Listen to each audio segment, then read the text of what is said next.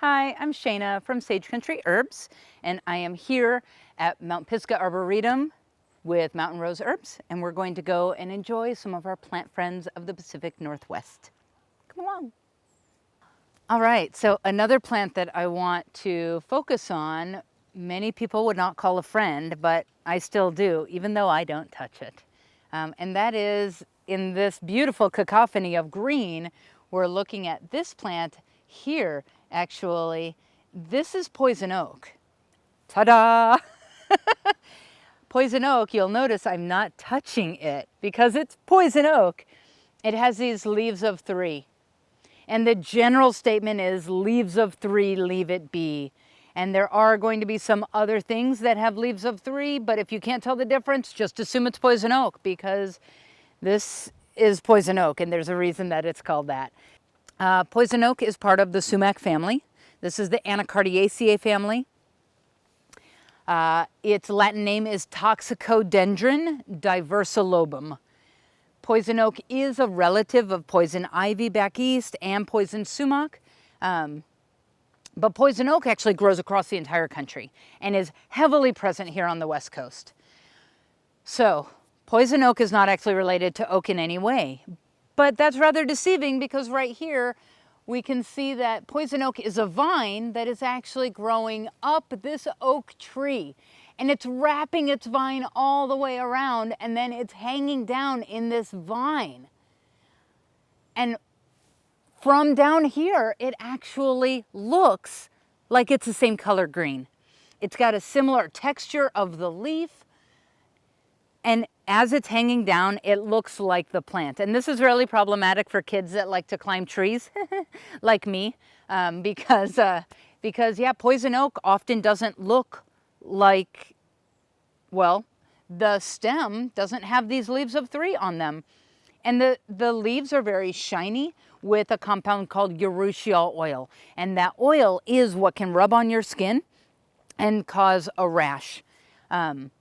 That oil is commonly recognized on these shiny leaves, but that oil is also found on the stems. It's found on the branches. It's found in the fruits. That oil is actually found on every part of it. Even when it is dormant and there are no leaves at all, because this is a deciduous vine, that oil is present. That's actually the first time that I got poison oak. It was a bunch of branches, bare, and I was on a hike. And we lovingly refer to it as the death hike because it made us feel like we were dead at the end. And we get on this, it was an amazing hike, and after 6 hours, it was supposed to just be a day, and it just happened to be 27 hours of a day. But we get to where we're going, and it's this beautiful waterfall, and our friend that took us said, okay, so now you just climb down this rope, down a 20-foot waterfall. Wait, there's no harness? No. Wait, I'm just supposed to climb down a rope, down a sheer face. He was like, well, yeah. Or you could go up and around and slide down on your butts down that hill. And I was like, oh, I'll do that. Yeah, that hill was covered in dormant poison oak branches that I didn't know because I didn't recognize it as dormant because it was just bare branches. And I slid down and I had a small hole in the butt of my pants and branches made that hole big. And then it took a little while. It took, about a day, and then I woke up with a big kiss from Mother Nature right on my bum. That was lovely, just lovely. I had educated people for years about how to deal with poison oak.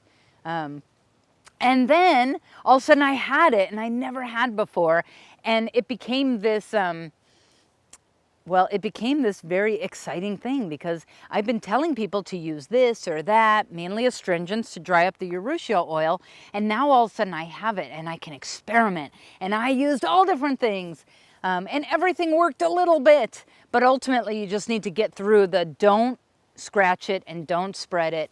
I'm telling you this story because what it's showing is how just because you have what could be considered as a negative experience with a plant doesn't automatically mean that that plant is bad or that that plant is not for you. I mean, have you ever had a friend who, like, when you first met him, you're like, wow, I did not really appreciate that person, and I hope I don't have to hang out with them very much. And then over time, the next party, you end up having a good conversation with them. And then you run into them at the store and you have a good conversation. And then it turns out your kids are friends, and all of a sudden, a year later, you're friends with this person. I'd like to say that I'm now friends with this plant. I still don't hug it or touch it at all, but I have so much respect for this plant.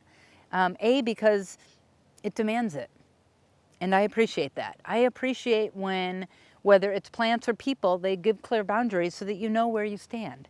I know that if I don't give this plant respect, it is not going to make me feel good. So I give it a wide berth. I give it a nice space. What I've noticed is that when I do plant walks and I talk about it, it waves at me quite a bit. I think this plant actually really likes attention from people. It tends to wave a lot when I'm doing plant walks, especially when I'm stopped and looking at it. And some people will say, oh, that's just the wind. Pfft, whatever. So plants are using the wind to communicate with me. It's communication either way. And so I can appreciate this plant. So years ago, I had a student on a class. I was introducing this plant, and I had a student say, in all honesty, like they were really asking this question from a real place of childlike wonder. And they said, well, why is this plant even here? I mean, what good is it for us? And I went, oh, what an interesting question. Well, why are you here? What good are you for us? And they were like, huh? And I was like, well, it's kind of a funny question to think that plants are only here for humans. It's not like humans developed this plant and then planted it around the earth. Plants have been here for way longer than humans. So to think that their whole goal in being here is to be for humans is actually the wrong perspective, because they're not. And actually, one of the many common names of this plant is guardian of the forest. And how cool is that? To have a plant that wraps around trees, that is vining, that actually acts as a guardian for an ecosystem. I mean, to me, that's like one of the fantastic reasons to get to know this plant. And sometimes you get to know someone so that you know to always keep them at arm's distance. And that's this plant. I don't use it medicinally in any way, other than the medicine of just being in an untouched environment and being able to be around native plants. I mean, like, we are nature bathing right now. We are completely submerged in native plants, and we are breathing in the oxygen that these plants are putting out, and they are taking in the carbon dioxide that I am putting out, and we are in relationship right now with this plant and all the plants here, and I can really appreciate that. Now, this plant is used medicinally in homeopathy. It's actually used for joint pain. And I have heard people say that you can address an allergy of this plant by eating it. No, don't do that.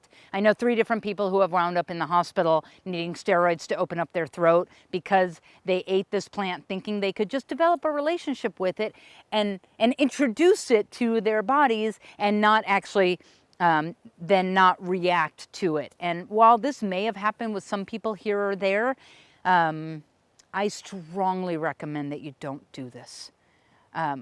It's much easier to just develop a relationship of respect by saying, I'm going to recognize you in all forms: dormancy, just having sticks, nice new leaves, when it's in flower, when it's in fruit, when it turns red, right before it drops its deciduous leaves. When you can recognize a plant in all of its forms that it goes in throughout the year, well, what you've done is created a relationship with that plant. And now you don't need to have a guide tell you, this is poison oak. You know it because you recognize it. This is one of the ways that we work in the Sage Country Herbs Botanical Field Apprenticeship, is teaching people to have relationships with plants. So it's not a, your name is this and I use you for that. It's a, oh, I know you. You're blah, blah, blah. Oh, and you love growing underneath this one, and you like this ecosystem. And it's the development of a relationship, just like it's a friend.